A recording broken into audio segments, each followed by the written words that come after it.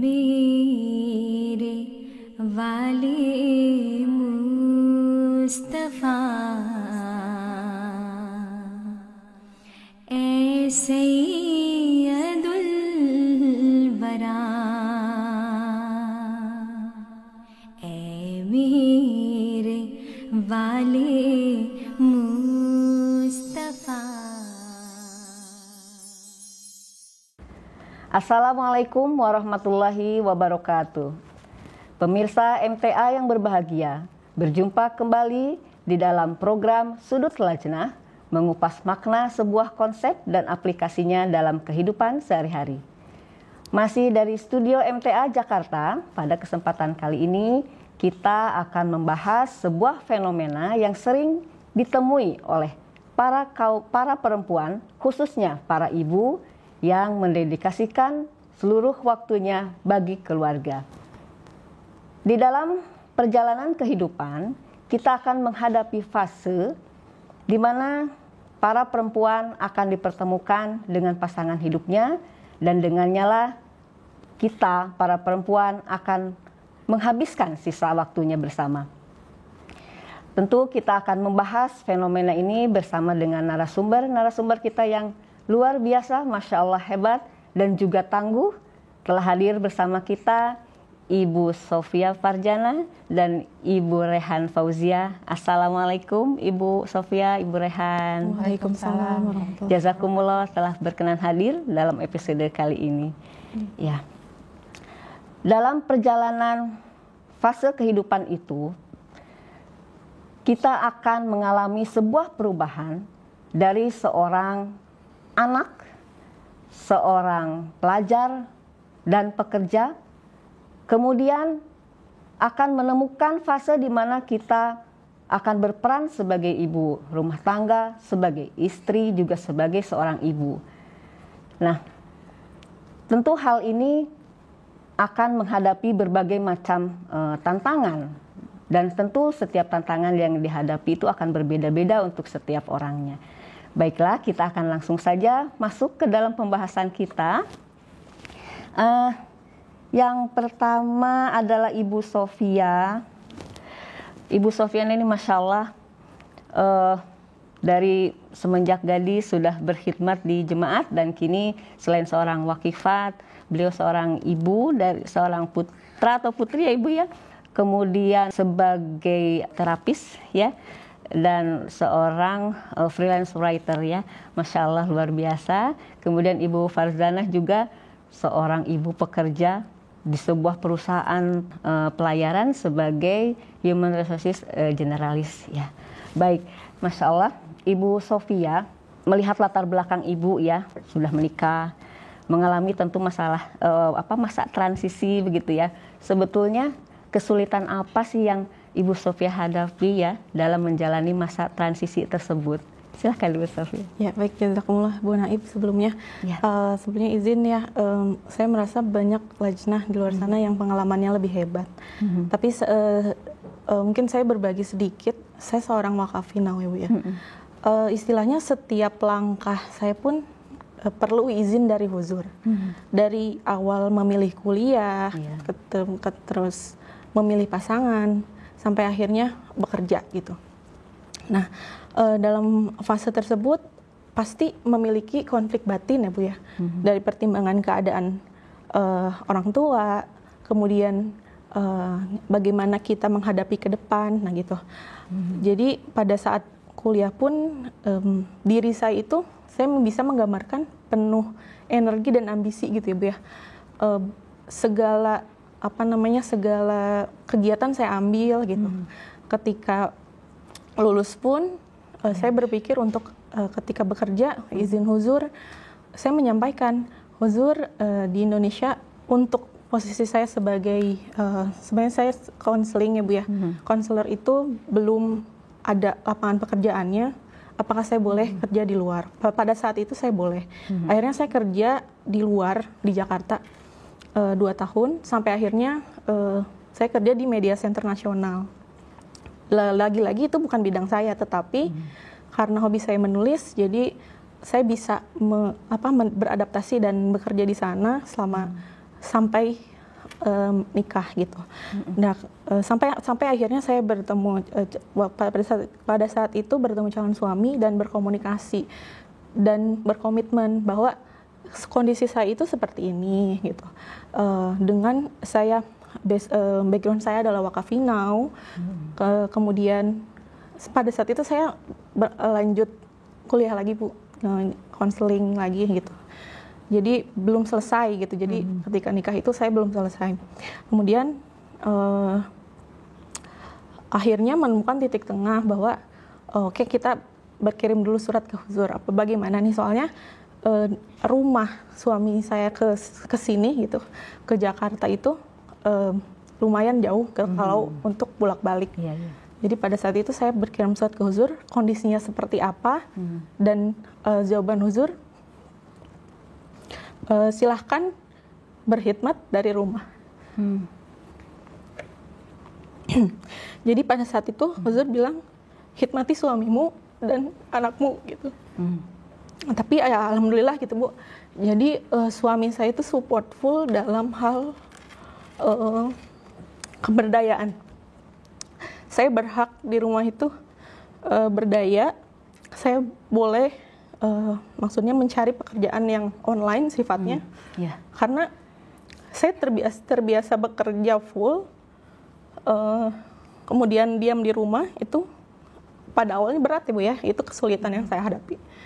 Tetapi ternyata setelah dijalani dan diskusi, dukungan itu berpengaruh gitu buat saya. Jadi saya masih bisa berdaya di rumah sambil mengasuh anak gitu Bu. Oh ya, jadi Masya Allah ya. Jadi itulah yang menjadi alasan Ibu Sofia memutuskan untuk berhenti bekerja dan menjadi full seorang ibu dan seorang istri ya di rumah. Jadi ada di belakang keputusan itu ada huzur yang memberikan pengarahannya. Kemudian ada juga peran suami ya. Nah ini yang harus betul-betul kita perhatikan juga ya. Sebagaimana huzur sampaikan dalam sebuah kesempatan Istimewa UK itu tentang hak asasi ya perempuan dan emansipasi. Nah di situ huzur juga memperingatkannya kepada para suami bahwa para istri ini mempunyai hak untuk mengaktualisasikan kemampuannya ya, keberdayaannya, dan Masya Allah ternyata suami Ibu Sofia betul-betul mendukung ya. Betul, jadi ini betul-betul melegakan. Nah itu juga para suami yang lain harus mengetahui ya bahwa nafkah batin seorang istri itu bukan hanya sekedar hubungan suami istri ya, tapi ada hal yang membahagiakan istri itu apa ya, termasuk salah satunya adalah aktualisasi diri itu ya. Masya Allah, luar biasa. Nah kemudian kita akan langsung ke Ibu Rehan. Ibu Rehan, kalau Ibu Sofia tadi full time ya di rumah ya, tetapi tetap bisa berekspresi gitu ya, tetap berkhidmat dengan caranya. Kalau Ibu Rehan ini kan bekerja gitu ya. Jadi saya tuh penasaran bagaimana cara Ibu memanage waktu ya antara pekerjaan dengan keluarga gitu. Iya, baik. Sebelumnya jazakumullah Bu. Jadi untuk menjadi ibu pekerja itu sebetulnya keputusan yang memang sudah saya bukan saya tentukan ya, tapi saya rencanakan dari sebelum saya menikah. Sebelum saya menikah, hal yang salah satunya yang saya tanyakan kepada calon suami saya saat itu, setelah menikah apakah boleh saya bekerja? Nah, suami saya alhamdulillah memang membolehkan saya bekerja selama memang itu tetap dalam batasannya. Artinya bekerja sesuai dengan kemampuan, bekerja sesuai dengan passion yang saya miliki, juga tidak melupakan kodrat saya sebagai istri nantinya jika menikah dengan dia.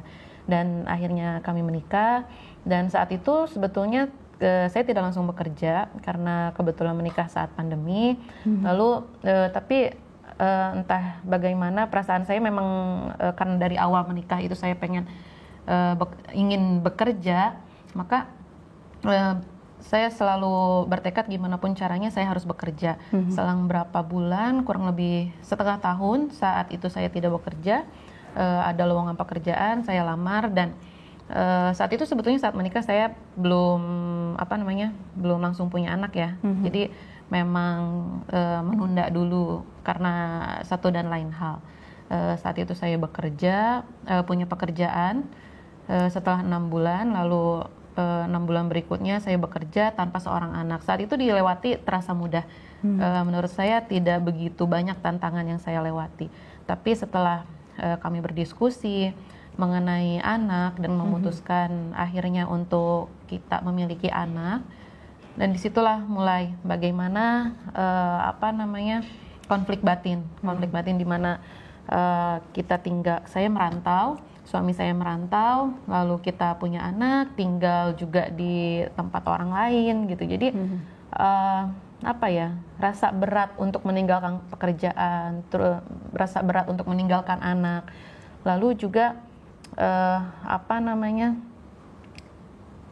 tapi karena ya saya percaya atas takdir Allah Ta'ala ya, ketika saya saat itu menikah dengan suami yang mengizinkan saya untuk bekerja, lalu saya diberikan anak. Nah di situ artinya Allah menakdirkan saya untuk ada di posisi itu, dan alhamdulillah ternyata yang tadinya saya pikir itu berat ternyata berjalan dengan lancar. Tapi ya meskipun di belakang itu tetap ada beberapa tantangannya, dari mulai lelah tentu, karena kan kita sudah bekerja 8 jam dalam waktu satu hari, kerja dari Senin sampai Jumat, belum lagi perjalanan. Lalu untuk tingkat stres juga kita di pekerjaan sudah banyak, belum lagi di rumah harus mengurus anak. Ya tentunya mau apapun itu, apakah ibu bekerja atau ibu di rumah, tentu tantangan pasti selalu kita hadapi. Tapi ya tergantung bagaimana kita memanage tantangan itu. Dan salah satu caranya ya kita berkomunikasi dengan suami. Bagaimana suami bisa mensupport, menjadi support system, minimal ya menjadi support dari sisi mental. Karena mental ibu pekerja pun ya tidak sekuat itu, meskipun dia banyak tekanan di perusahaan, di kantor. Saat di rumah dia kembali menjadi ibu dan menjadi istri, itu kan terjadi transisi saat kita di kantor menjadi karyawan, sedangkan di rumah itu menjadi ibu dan menjadi istri. Itu kan butuh proses ya untuk penguatan mental. Nah disitulah peran suami. Jadi bagaimana kita memanage waktu saat bekerja dan saat di rumah. Ya tentunya pertama kalau saya menyusun skala prioritas.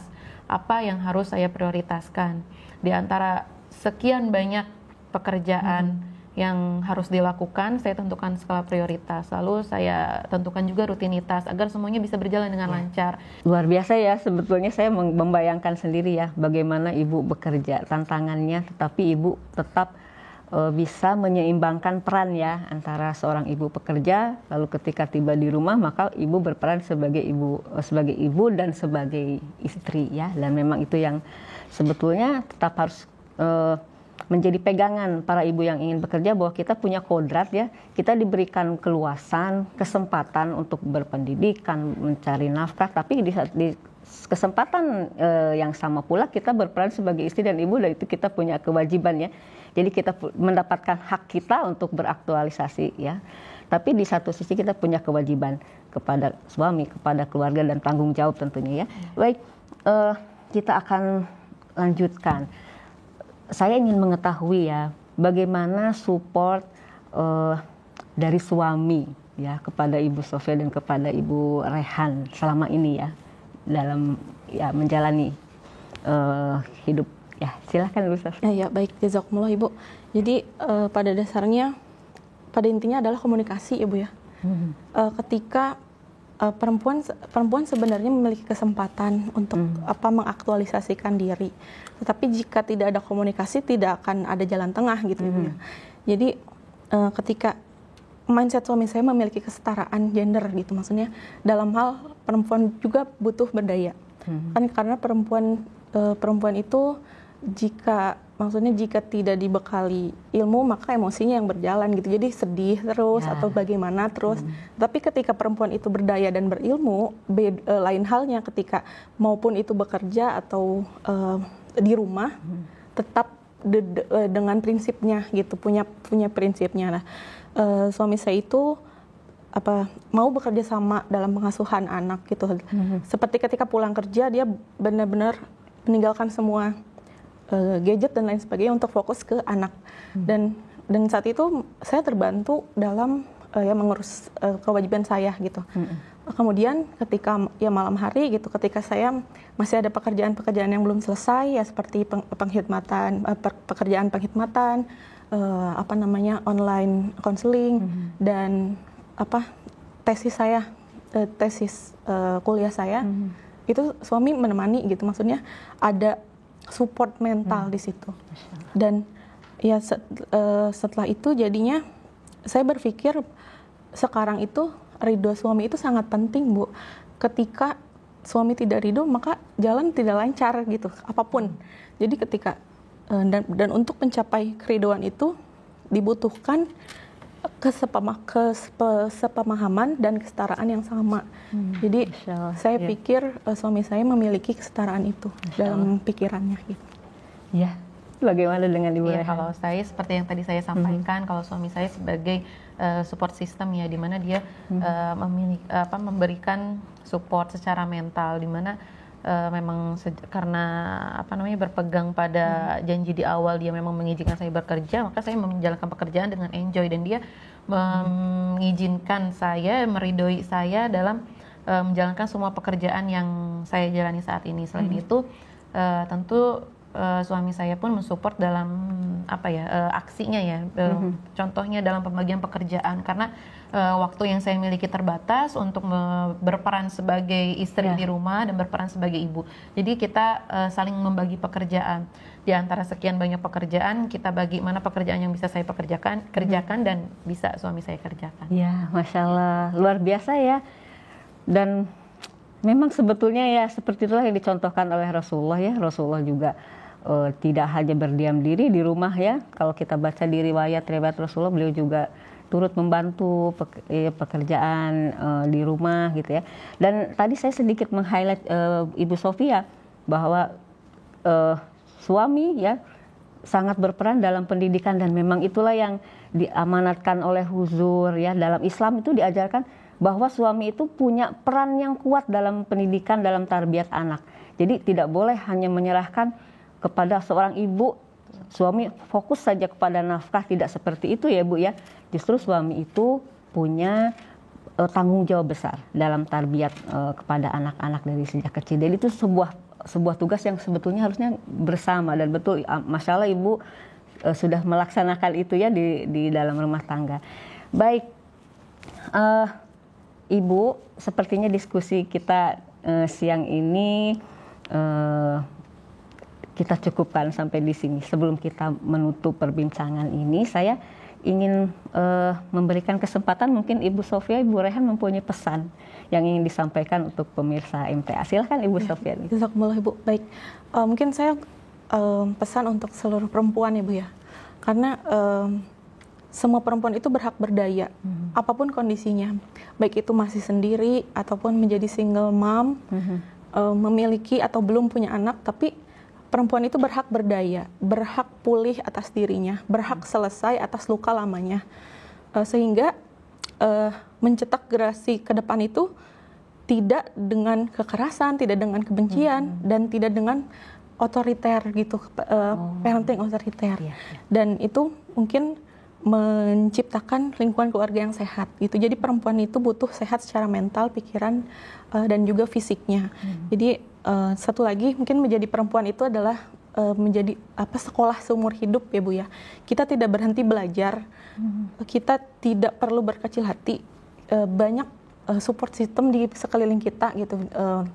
Tidak dari suami, dari keluarga, dari teman, atau dari siapapun. Jadi komunikasikan saja, banyak belajar, dan semua perempuan itu terbaik.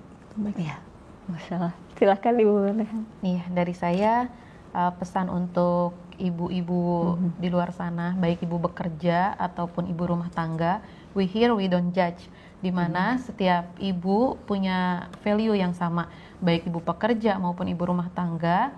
Kita sama-sama punya hak dan kewajiban yang harus kita lakukan. Di mana ibu pekerja, lakukanlah kesempatan itu, nikmati kesempatan itu untuk mengaktualisasikan diri, dan di mana yang nantinya ilmu yang dia dapat saat bekerja akan berguna untuk anak, meskipun banyak tantangan dan kesulitan yang dilewati. Dan ibu rumah tangga nikmati posisi itu karena kita tidak akan tidak akan melihat tumbuh kembang anak untuk kedua kalinya, dan kita tidak akan hidup selamanya. Aduh, Masya Allah, luar biasa ya Bu Sofia, Bu Rehan.